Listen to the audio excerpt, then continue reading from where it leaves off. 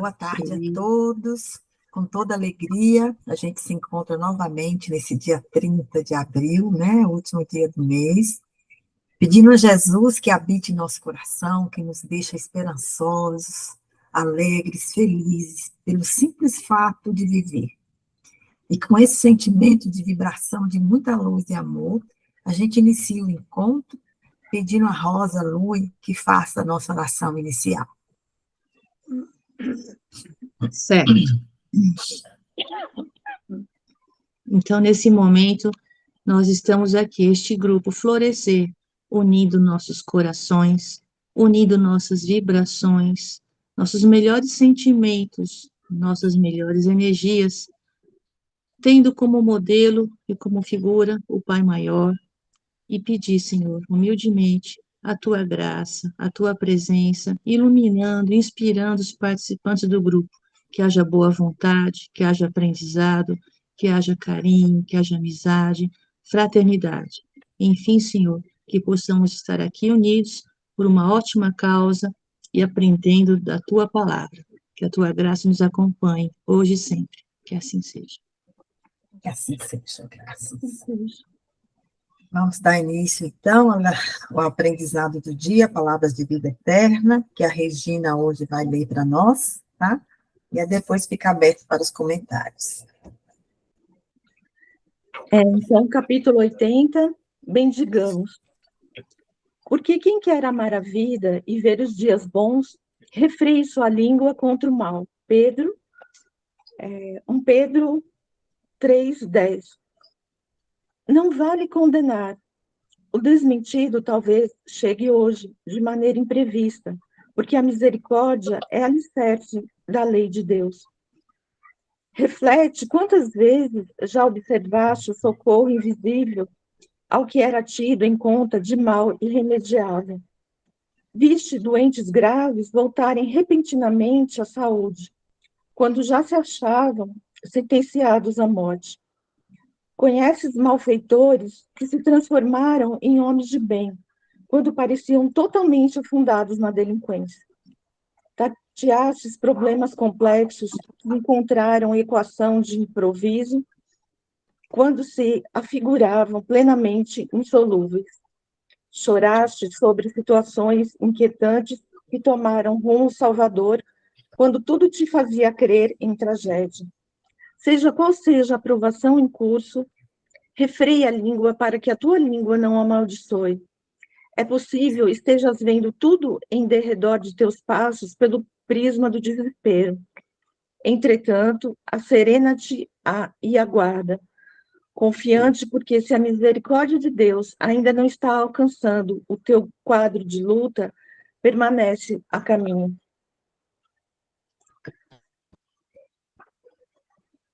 Bom, aqui acho que dá para a gente ter várias considerações, né? Tanto pelo fato da gente serenar muitas vezes o nosso sentimento, a gente esperar, confiar que as coisas, mesmo estando difíceis na nossa vida,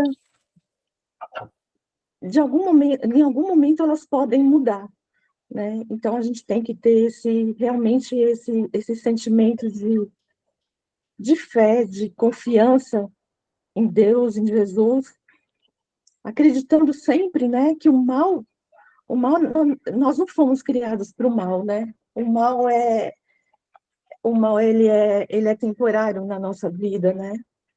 Então, muitas vezes o mal existe porque desconhecemos o que deve ser realmente feito, ou porque realmente erramos, né? Mas ele é temporário, né? O bem, ele é eterno, né? Então, em alguns momentos, a gente sente que tudo parece estar desfavorável para nós, mas a gente tem que ter essa confiança, né? Em Deus, no plano espiritual, confiança em nós mesmos, que as coisas sempre mudam e nada é para sempre, tudo é transitório, né? Hoje você pode estar sofrendo uma perda, você pode estar sofrendo um problema, mas amanhã as coisas podem estar diferentes, né? Então, você tem que esperar, né? Ter fé, esperar pela melhora de alguma situação, pela perda de uma pessoa que naquele momento dói demais e você realmente fica em desalento e acaba falando coisas que não deveria, ou tendo atitudes naquele momento com raiva, na verdade, a gente tem que se acalmar em todas as situações, mesmo que elas estejam desfavoráveis para nós, né? A gente tem que ter, é difícil, mas a gente tem que ter essa serenidade no nosso coração, essa confiança, né? E, e é isso, e tudo na vida, né? Eu até anotei o que uma pessoa uma vez falou. Tudo na vida física é transitório, todos têm a capacidade de mudar, inclusive nós, né? Então, a gente tem que ter, quando às vezes a gente aponta o erro, né? A gente tem muito essa tendência de olhar sempre o outro, apontar os erros do outro, né? Porque é mais fácil a gente enxergar. Não é que é mais fácil, né? É mais cômodo para nós, né? A gente se colocar em segundo plano e colocar o outro em primeiro plano e apontar os defeitos do outro. Mas a gente tem que ver que aquela pessoa, ela pode estar num grau de evolução diferente do nosso naquele momento, né? A gente tem que ter essa misericórdia de entender que aquela pessoa ainda não tem o mesmo conhecimento e talvez o mesmo sentimento que a gente já desenvolveu de entendimento que aquela pessoa não tem. Então, a gente tem que ter essa serenidade e não julgar, né? Porque Jesus não nos julgou, né? Até me veio isso daquela passagem da mulher adúltera, né? Que todos queriam jogar uma pedra, né, contra ela. E Jesus falou, quem não tiver, né, quem não tiver um pecado, quem não tiver um erro, que atire a primeira pedra, né? Então, e aí todos saíram, né, porque estavam rodeando aquela mulher e tentando condenar aquela mulher com as próprias mãos. Então, todos jogaram a pedra no chão e saíram. Por quê? Porque todos nós, né, ainda estamos nessa caminhada de aperfeiçoamento, né? Ninguém aqui pode julgar o outro sem primeiro olhar para dentro de si, né? Sem primeiro olhar para os seus erros, para as suas mazelas, olhar para as coisas que têm que ser reformadas, né? Sem fazer a nossa reforma íntima, que é a coisa mais importante. A gente não veio aqui para condenar ninguém, a gente veio aqui para evoluir e para melhorar, né? E não para julgar. E o que a gente pode fazer quando outra pessoa está numa situação, mesmo que nos desagrade, né? O que a gente pode fazer é acolher, é tentar ajudar, é tentar fazer o que gostariam que fizesse, né? O que a gente gostaria que fizesse com a gente é o que a gente tem que fazer pelo outro, né? Que a gente também quer ser, muitas vezes, em momentos que a gente erra, que a gente falha, o que a gente mais quer é ser acolhido. Que a gente mais quer é alguém que também, às vezes, dê um direcionamento no momento que você não tem condições de ver ou de enxergar a verdade, né? Às vezes a verdade está muito perto da gente, mas a gente fica o nosso emocional muitas vezes não permite que a gente veja determinadas verdades, né? Os nossos desequilíbrios. Então a gente tem que e a gente gosta demais que tem alguém ao nosso lado para nos ajudar. Então a gente também tem que se colocar, né? Se colocar acolhedor aos outros, né? Ajudando e também conter, né? Como ele fala aqui, a gente tem que ter um freio mesmo na nossa língua, evitar palavras que depois a gente vai ver que a gente vai se arrepender de falar, né? Quantos de nós, né? Se a gente fizer uma reflexão, a gente vai se lembrar de algum momento que a gente falou coisas que a gente não deveria ter falado, né? Que a gente se arrepende hoje, talvez com mais estudo, com mais preparo, com mais entendimento.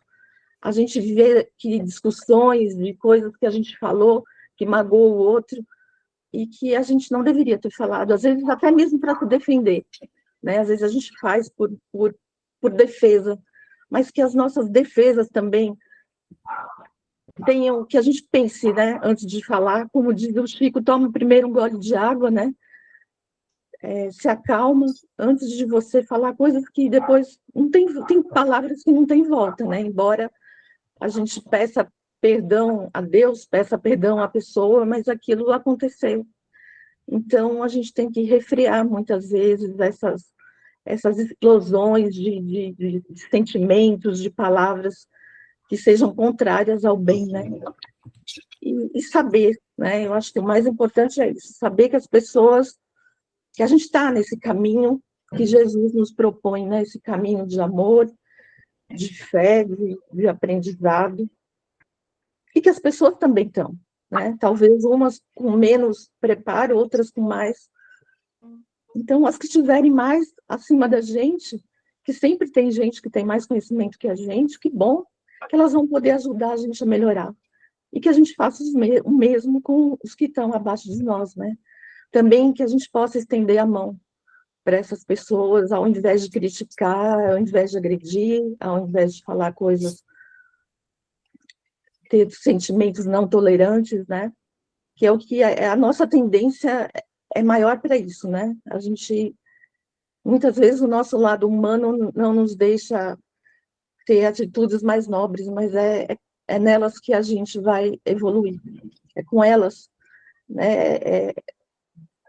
Cerrando os nossos lábios, muitas vezes, e ficando quietos. E ouvir mais do que falar, né? Muitas vezes também é muito necessário isso. Eu vou dar um exemplo que eu tenho um zumbido no ouvido, né? Isso já faz alguns anos. E nada é por acaso, né? Talvez, acho que isso quis me dizer que eu tinha que ouvir mais do que falar, né? Esse eu acho que é um aprendizado para mim. Então, esse zumbido, esse barulhinho constante no meu ouvido, ele sempre me lembra disso, né? Ouça, ouça mais. Né? Às vezes a gente não ouve as palavras e a gente fala mais e às vezes fala coisas desnecessárias. Então, é isso que eu senti, pelo menos dessa lição para mim. Aí, se alguém quiser completar, eu agradeço a oportunidade de poder falar com vocês. Obrigada, Rê. Obrigada, Sinete.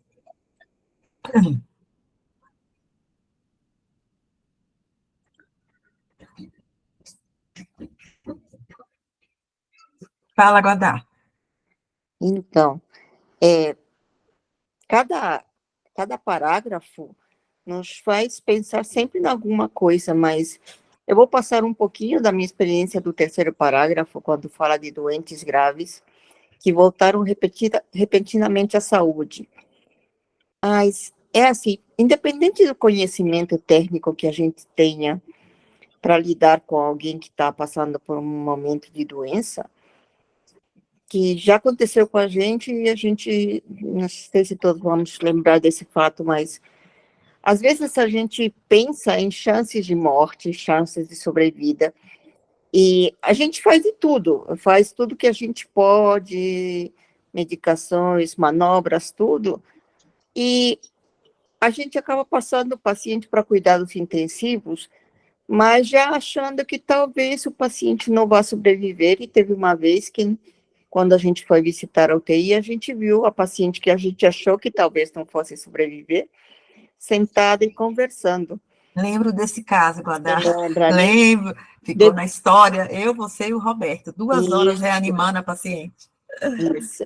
Depois daquele momento, eu acho que me ensinou que o ponto final não cabe para a gente. Me ensinou que a gente tem que fazer de tudo que nosso conhecimento nos permite, mas quem vai colocar o fim da história não somos nós, né? Temos que confiar na lei do divino para ver o que ele reserva para essa pessoa, né? A gente é instrumento e a gente tem que ir da melhor forma pelo caminho que a gente sabe, mas a gente não pode falar em chances, porque realmente a gente aprendeu e aprendeu bem, né, Jô? Foi uma surpresa boa aquela. Esse caso aí ficou na nossa memória, porque era uma paciente que a gente não conhecia antecedente nenhum. Ela chegou no pronto-socorro, né? Teve a parada, nós ficamos 2 horas reanimando essa paciente, quer dizer, não estávamos só, era eu, a Guadalupe e o Roberto, o trio. E a gente, no final, ela estabilizou um pouco, a gente transferiu para a unidade de terapia intensiva, na época era o doutor Valmir, né, o Guadalupe. E aí falei, ó, Valmir, a gente fez tudo isso, a gente acredita que, né, conversamos com a família, eu lembro que eu falei com a família, que a chance era mínima, que ela estava muito grave, e eis que quando eu chego no dia seguinte, as meninas da enfermagem já me pegaram na porta do hospital, assim, na entrada ali do Bandeirantes, doutora, vem aqui antes da senhora guardar a bolsa. E aí eu subi na UTI. A paciente estava sentada na cama, conversando. Então, você fala assim, se fosse uma pessoa só, né, eram 3 médicos vendo a mesma paciente.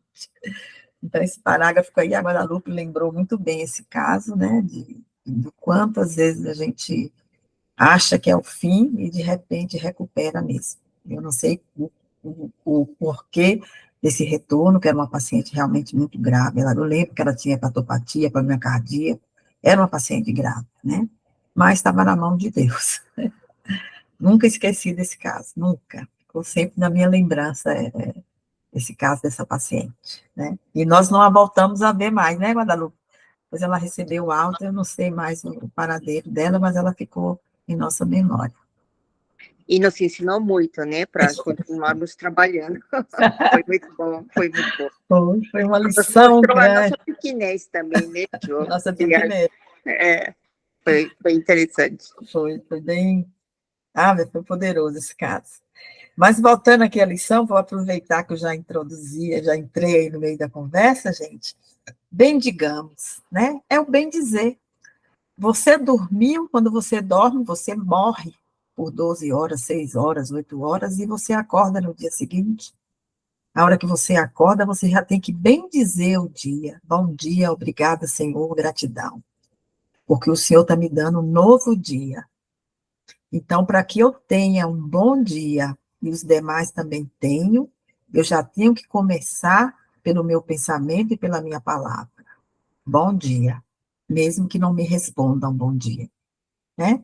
Então, a gente lembra sempre que nós temos que ter muita indulgência com o outro, que foi o que a Regina colocou.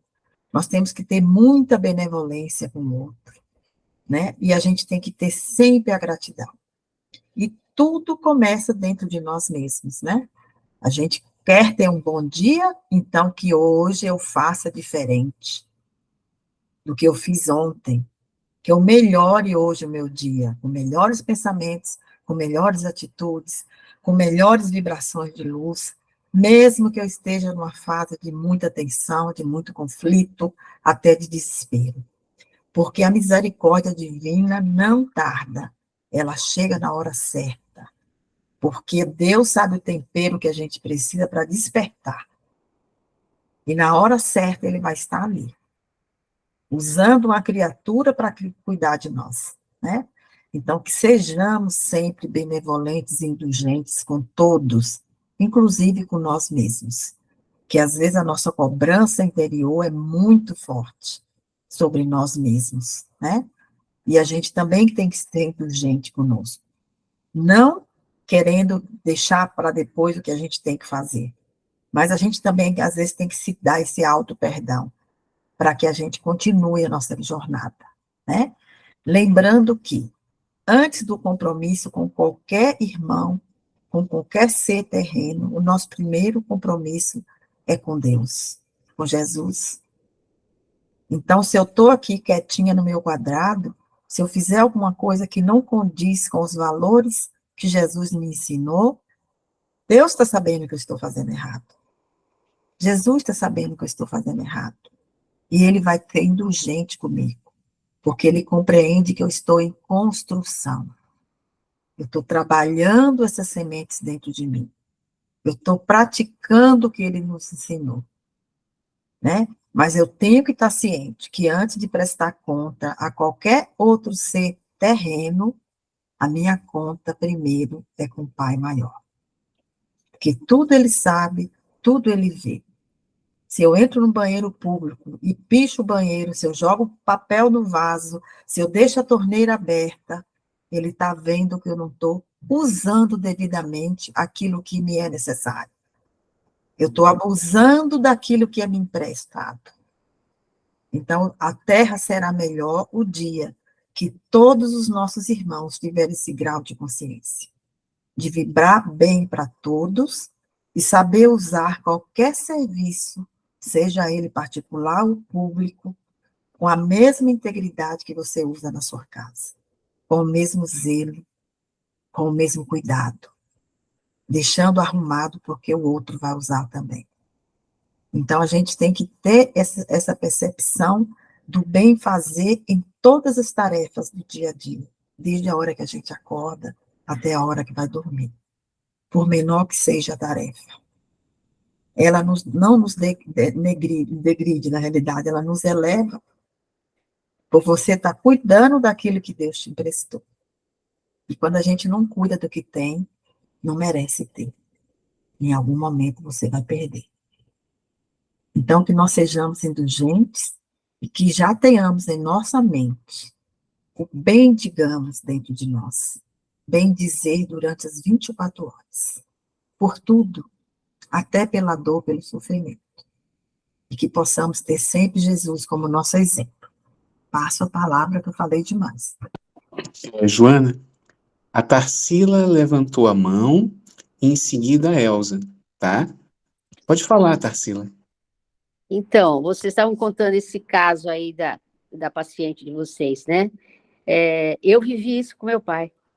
Meu pai estava na UTI e quando eu cheguei lá, ele estava todo entubado e o médico plantonista me falou que ele não, que ia ter que talvez fizesse uma nova cirurgia porque ele estava muito mal. E eu fui para casa desesperada, eu não dormi à noite achando que ia receber uma ligação dizendo que ele tinha falecido. No dia seguinte, eu cheguei lá, ele estava sem um aparelho, falando como se nada tivesse acontecido. E o plantonista, que estava lá naquele dia, até eu lembro bem dele, a fisionomia dele era um português com olhos azuis, ele chegou para mim e falou: minha filha, aconteceu um milagre essa noite. Seu pai recuperou. Sabe? Então, aquilo para mim foi assim, realmente maravilhoso. Então, eu vivi isso. E foi sensacional. Obrigado, Tarsila. Obrigado pelo depoimento. Elza? Ok. Eu queria falar de um parágrafo que me chamou muita atenção aqui, ó. Seja qual seja a aprovação em curso, refreia a língua para que a tua língua não amaldiçoe. Então, se a gente for parar para pensar, é tão difícil refrear a língua, né? Quando você vê, você já está despejando. E a gente já viu aqui, a gente despeja e fere alguém, machuca alguém, você vai se arrepender, mas é igual uma parede, né? Que ficou com aquela marquinha do prego, você não consegue eliminar isso. A gente já sabe disso. Mas é tão difícil de fazer, e eu fiquei pensando aqui, quando a gente tem o pensamento, né? A gente pensa e já joga. Agora, se a gente refletir, ou passar no crivo da razão, isso é bom, isso é verdadeiro, vai fazer bem para o outro. E eu acho que quando você solta coisas indevidas e maldade, a primeira pessoa que vai ser prejudicada é você mesma, né? Porque isso vai gerando um veneno interno dentro de você, que isso vai fazer mal primeiro para você e também vai fazer mal para os outros. E aí está bem ali o começo da lição. Quem quer amar a vida e ver os dias bons, refreia a sua língua. É um aprendizado, é difícil. Todo mundo aqui já falou coisa que não deveria falar e se arrependeu, que nem a Regina já disse, todos. Somos aquela mulher das pedras, né? Quem vai jogar pedra, né? Nós já fizemos isso também. Então, agora é realmente tá no orar e vigiar. Eu sempre lembro do orar e vigiar. Eu não vou dizer que já consigo fazer isso, mas em muitas situações que antes eu ficava irritada e saía falando, hoje eu paro, respiro, conto até 10, não falo, me acalmo, penso, sabe, consigo seguir adiante. Então, é um aprendizado, eu acho que é uma prática diária. Era isso que eu queria falar, tá bom?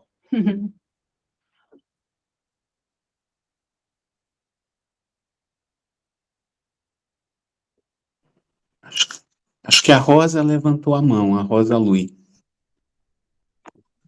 Oi, eu estava escutando e pensando que tudo que a gente falou, né, de bem dizer, tudo começa em você ter um relacionamento com Deus. Um relacionamento que você pode falar, que você pode contar a sua tristeza, sua alegria, seus medos. E quando você começa a conversar com Deus, aí você vai dizer, não, mas ele não disse nada, ele não respondeu, mas ele responde com ações, com coisas concretas.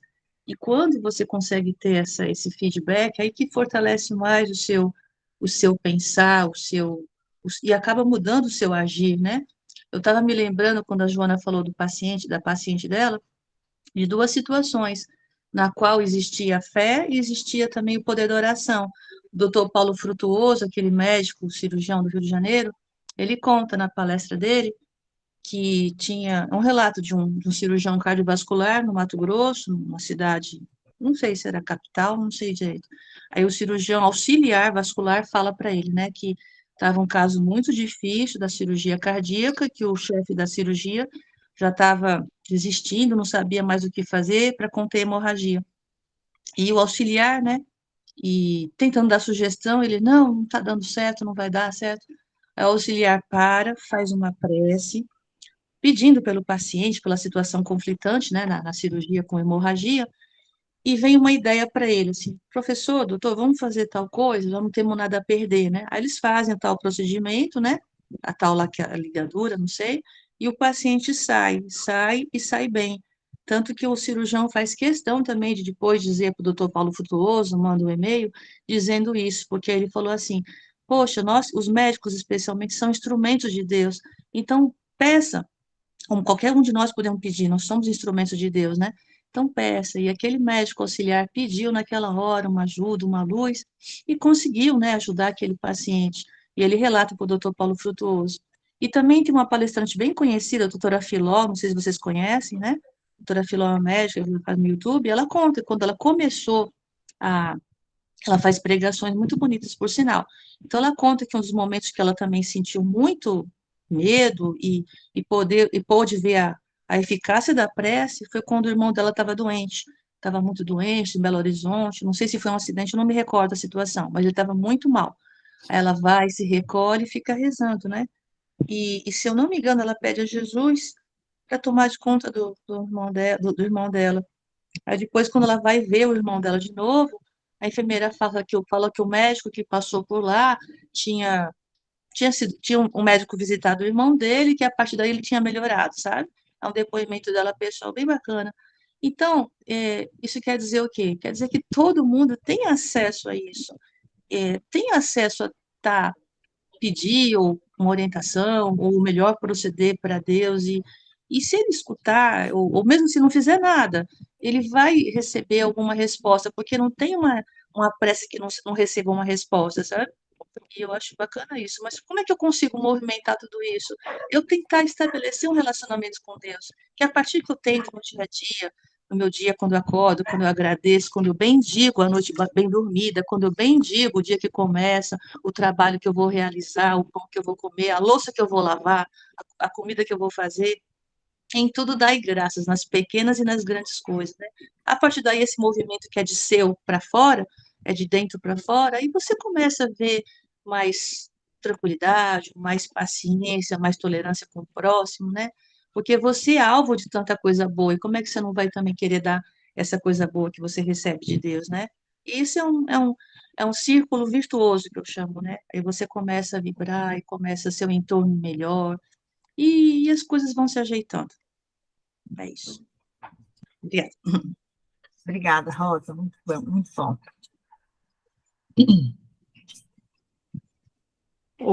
Joana, posso só dar um pitaquinho? Pode, dona Carla.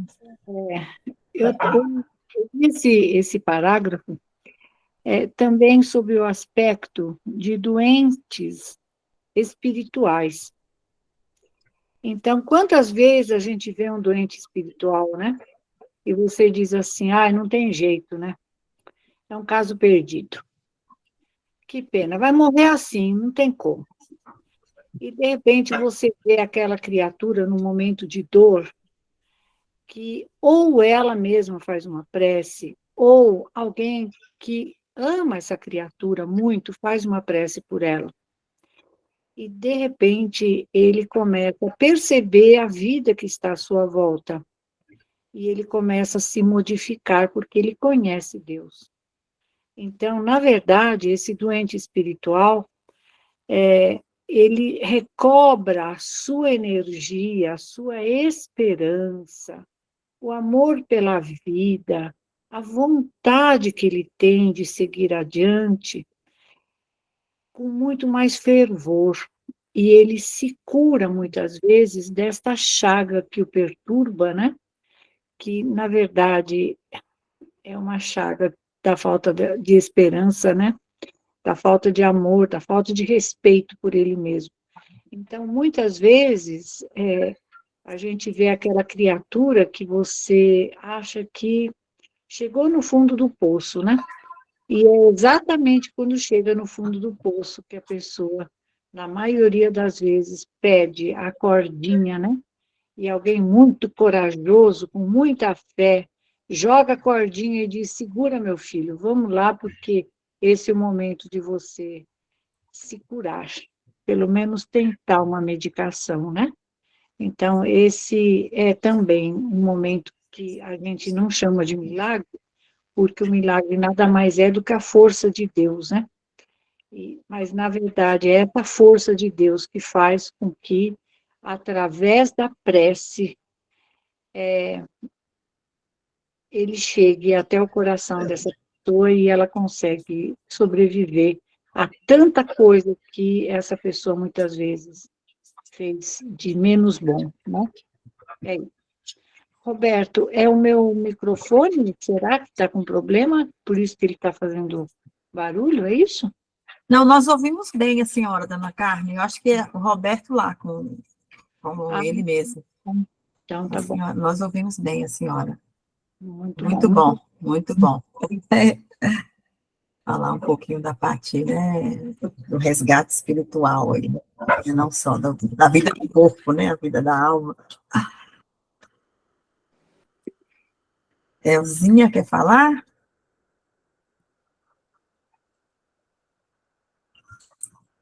Não, Elzinha? Marileia? Esqueci de tirar a mãozinha, desculpa. Ah, tá, tranquila. Marileia quer falar? Mais alguém aí? Jô, eu queria falar assim, no último parágrafo, ele dá uma esperança tão boa, tão gostosa de estar ciente que não podia deixar passar. Ele fala que a gente precisa serena-te e aguarda confiante, porque se a misericórdia de Deus ainda não está alcançando a tua luta, ela está a caminho. Então, deixa uma esperança enorme, porque às vezes a gente pode se sentir no aperto, pode se sentir numa situação que precisamos de ajuda, mas vai chegar ajuda, está a caminho. Então, é só confiar, acreditar na misericórdia de Deus. Essa esperança nos dá, pelo menos me deu agora um alívio enorme. Por pior que estejamos passando, vai chegar o alívio, em algum momento.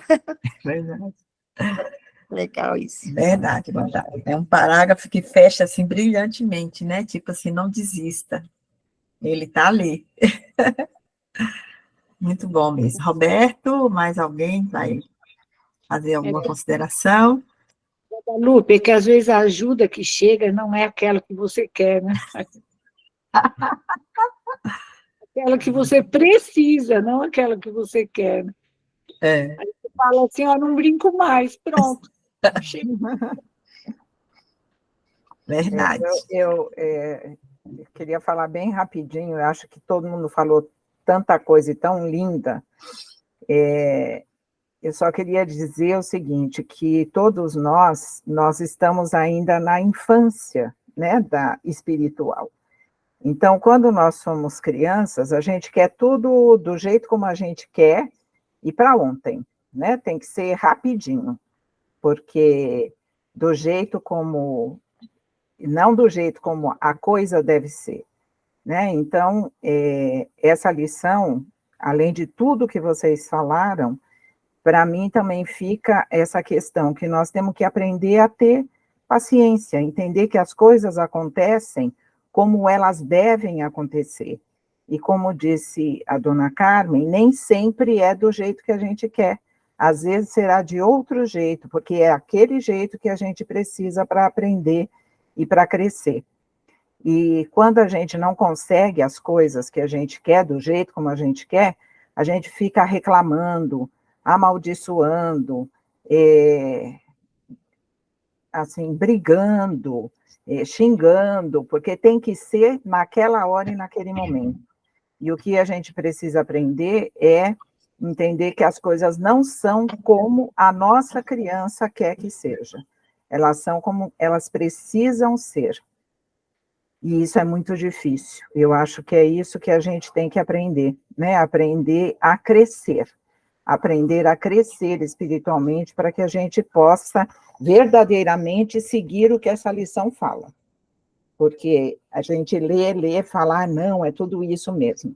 Mas será que a gente consegue fazer tudo isso?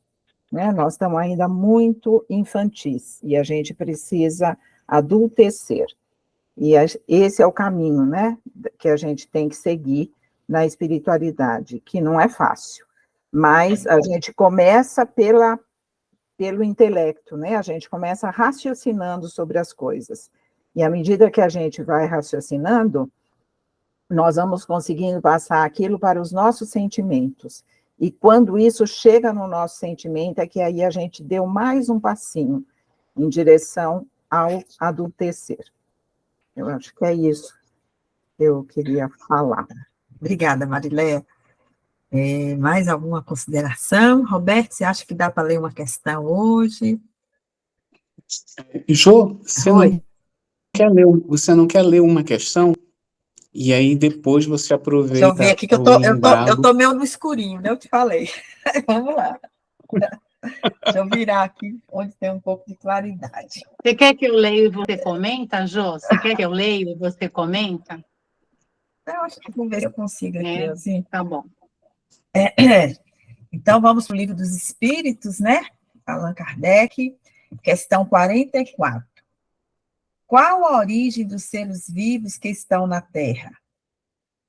Os espíritos respondem: a Terra continha as formas embrionárias dos seres que aguardavam o momento favorável para se desenvolverem. Os elementos orgânicos se agruparam e se desenvolveram desde que cessou a força que os mantinha afastados. Formaram-se, assim, os embriões de todos os seres vivos. Esses embriões permaneceram em estado latente de inércia, assim como a crisálida e a semente das plantas, aguardando o momento propício ao aparecimento de cada espécie. Quando esse momento chegou, os seres de cada espécie se reuniram e se multiplicaram. Aqui no meu tem algumas observações. Estado latente de inércia, estado em que existe falta de atividade, estado de repouso, aquilo que não se manifesta exteriormente enquanto aguarda o momento perfeito, período entre o estímulo e a reação por ele provocada, espécie de dormência dos elementos. Crisálida é o terceiro estado da vida da borboleta. É o local onde o inseto permanece aguardando que se processe sua metamorfose e mudança de lagarta para borboleta. Aí essa pergunta é muito, muito interessante, porque a gente fica procurando quando começou a vida na Terra. Desde que Deus é Deus. Porque existe vida em todos os cantos do mundo, do universo, do que você pensar, até naquele infinito que você não consegue definir. Porque assim é o Pai. Então, ele deixou esses germes em forma de embriões adormecidos, e quando teve um momento propício, quando se formou a Terra, esses elementos se uniram e veio a vida. Né? Então, desde que Deus é Deus, existe vida. Né? Tem uma parte aqui do livro de Miramês que eu sempre leio, porque ele é muito, muito, muito interessante as colocações que ele põe aqui. o germe de vida dormia no seio da terra, na vastidão. Só um minuto. Eu acho que eu peguei aqui uma que não é. Só um minutinho aqui, gente. Deixa eu voltar aqui a anterior. Só um segundo. Aí ele coloca assim, Miramês, né? De onde vieram para a Terra os seres vivos? Esta é a pergunta feita aos espíritos superiores. E eles responderam que a própria Terra os tinha em germe, usando a mesma linguagem humana da época. Tá? Aí ele coloca aqui, nós poderemos dizer que dentro do corpo humano existem os germes da vida biológica, que são os espermatozoides, mas eles, sem o campo necessário para a sua proliferação, e ainda mais, sem o encontro com o óvulo feminino, não gerariam a vida física, sucedendo vidas. A carne em forma humana é apenas um instrumento da luz espiritual, que se apodera de um corpo para a sua evolução, no despertamento dos valores da consciência. E mais à frente ele coloca, se queres saber de onde veio a vida, ela veio de Deus. E se queres saber quem é Deus, torna-te como ele, se puderes, que o conhecerás. Ele é o mistério dos mistérios, que nos faz pensar. E pensando, nos sentimos felizes por ter um Pai bom e justo, e que sempre nos ama e nos oferta o que há de melhor, para que possamos alcançar a felicidade. Aí, continuando, ele coloca assim, a vida não precisa vir de lugar algum, ela já existe em toda parte, pelas bênçãos daquele que sempre foi e é a fonte doadora para todos nós. Os seres humanos vivem fazendo teoria das coisas de Deus, até da sua própria conduta, e o tempo se esgota diante das grandes necessidades de se melhorar moralmente. O trabalho é muito sério. Tudo o que fizermos para enganar, estaremos enganando a nós mesmos, porque para Deus ninguém pode mistificar.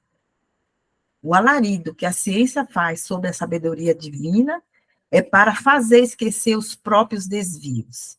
Hoje, ela mesma já repudia a arte de descobrir remédios para curar os enfermos, porque quanto mais os faz, mais se estendem doenças e proliferam desequilíbrios em todo o campo orgânico e psíquico. Ela, a ciência, quase perdeu o fio da meada da harmonia e se debate no turbilhão de teorias, sem pelo menos descobrir as causas de muitas enfermidades. E se perguntam, o que fazer? Respondemos juntamente com a verdade, amar. Ciência divina que a humana esqueceu, ou de que se fez de esquecida. Os comentários, as considerações de Miramês, eu falo que sempre nos traz muito mais reflexão, né? Pela grandiosidade das reflexões que ele faz sobre o texto. E sempre a gente vai cair no quê? Que Deus é o centro de tudo, essa inteligência suprema que cuida de tudo. E quem é nós, hoje, na nossa pequenez em termos de evolução ética, moral, né, espiritual, querer saber todos os desígnios do Pai? Nós não temos essa capacidade ainda. Mas ele nos indica, nos manda fazer uma única coisa, que nós temos que pôr em prática todo dia, que é amar. Quando você ama, você faz melhor. Você pratica o que Jesus nos ensinou. Então, você vê que toda a grande lição de Allan Kardec, os comentários que são feitos, sempre remete a uma única palavrinha, amor, amar. Então, é isso que a gente tem que praticar todos os dias. Burilar isso dentro de nós, né? Para a gente conseguir ir ao encontro dessa luz maior, que é o Pai, que é Deus, que é o Criador. Então, quando a gente tenta descobrir todos os seus mistérios, ele pede, conhece a Deus, né? Tenta ser como ele, amar integralmente, fazer integralmente, não julgar, né? Olha o quanto trabalho nós temos pela frente, para a gente chegar a esse ponto de ter esse grau de evolução. Então, esse momento, esse encontro nosso aqui, Eu falo que é um encontro de amor, que todos que estão aqui estão voltados para a lição maior de Deus e de Jesus, né? Que é conhecer o Evangelho, ter o conhecimento, ter o pensamento e a reflexão e tentar pôr em prática. Então, nós estamos ainda trabalhando para essa prática, né? Tentando fazer, né? A gente cai, levanta, mas a gente já tem essa consciência do que precisa ser feito, que é amar, no seu sentido mais profundo, no seu sentido mais real e na sua luz máxima, que é quando você faz, porque assim Jesus nos ensinou. Você sente isso dentro de você. Quando você entende quem é o Pai e quem é o Filho. Obrigada, gente. Falei demais. Deixa vocês falarem um pouquinho. Eu acho que a outra questão fica para a próxima, viu? Eu acho que sim, Joana. Vamos deixar a próxima questão para o próximo domingo. E só um insightzinho que eu tive agora, em você falando sobre o amor, né? Me veio assim uma reflexão, né? O Livro dos Espíritos diz que o elemento da vida, ele já existia no mundo, ele estava apenas disperso. E num determinado momento, ele se uniu, né? Então, o amor, esse pensamento criador, né? Uniu essas partículas que continham vida, né?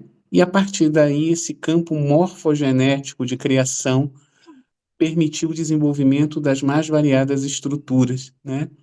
E aí talvez a ciência não consiga dar o nome dessa energia de amor, né? Quando a ciência algumas vezes ela levanta a possibilidade de que elementos inorgânicos se uniram em várias composições e começaram a formar as primeiras estruturas orgânicas, simples e modificadas, talvez a gente tenha que pensar da seguinte maneira: que belo pensamento criador de Deus, essa energia que a gente procura dar nomes científicos, chamada amor, com a permissão de Deus, fez com que todas essas estruturas, no momento certo, semelhante à evolução moral e intelectual do ser humano, do espírito, no momento certo, se agregou para produzir vida.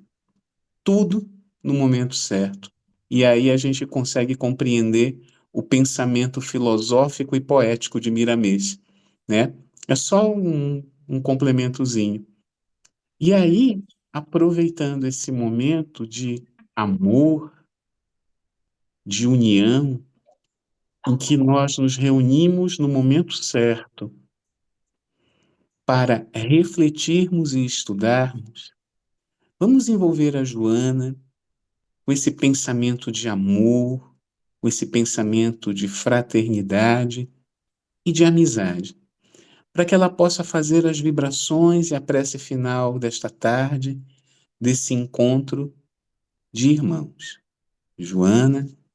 Oi, Robert. Gratidão. Gratidão pela oportunidade do encontro. Gratidão pelo fraternizar. Bem dizer a vida, bem dizer os amigos, bem dizer a família, bem dizer a natureza, bem dizer ao Pai e ao Filho. Senhor, quanta gratidão nos cabe pela sua grandeza de nos adotar como filhos, vendo em nós um potencial que nem mesmo nós sabemos. Vendo em nós a nossa capacidade de amar, vendo em nós a nossa capacidade de acertar, vendo em nós a nossa capacidade de amar.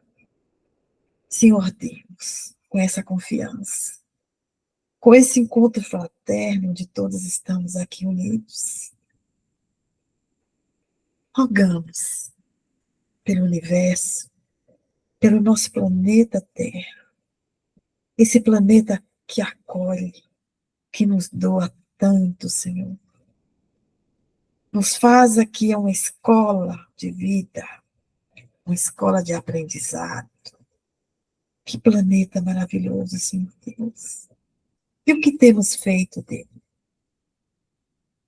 Nos toca a alma, Senhor, para que possamos ter deferência a Ti e a Seu Filho, e ao planeta que nos acolhe. Que nós, unidos aqui nesse momento, possamos dar as mãos e um grande abraço ao planeta Terra, rogando por todos os continentes, todas as nações, todas as raças, todos os irmãos, onde quer que estejam, no norte, no sul, no leste e no oeste. Que todos possam ser acolhidos em amor e luz. Que todos possam ser despertados para a essência da vida. Que todos possam despertar pelo amor. Que todos possam receber essa vibração de luz, de harmonia, de serenidade e gratidão. Que todos possam palpitar em nome do Pai e do Filho. E que todos possam se amar como Jesus nos ama, com respeito, com moralidade, com ética, com doação e servir. Que esse nosso abraço, Senhor, derrame sobre cada lar, cada família, cada aflito, cada desesperado, a serenidade, a harmonia, a sustentação e a força para seguir a jornada. Deus de amor e de bondade, amamos a Ti mais que tudo, Senhor. Amamos essa terra que nos deste. Amamos nossa família, nossos amigos. Amamos a família e a humanidade. E com essa nossa vontade, com esse nosso amor, a gente possa doar para esse planeta o melhor de nós, pedindo a nossa Mãe Maria Santíssima, que joga seu manto sobre todos, Senhor. Todos nós, para que possamos, nesse momento, mentalizar o planeta, mentalizar famílias, mentalizar nossos amigos, mentalizar aqueles que nos são caros e estão próximos, como também aqueles que estão bem distantes. Que eles possam, Senhor, vibrar nesse amor, nessa luz, e que o manto de Maria nos afague na ternura, na leveza e na doçura da mãe que ela é. E com esse sentimento, Pai, agradecemos, bendizemos nossa semana, o nosso dia, e bendizemos o nosso amanhã, e bendizemos a glória de aqui estar. Graças a Deus. Que assim seja.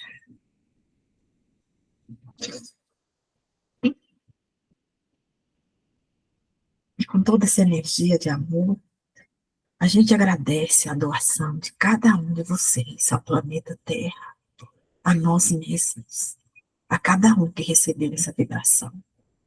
E que possamos iniciar uma nova semana, bendizendo o Pai e o Filho, bendizendo a vida e o tempo que nos é dado para esse aprimoramento.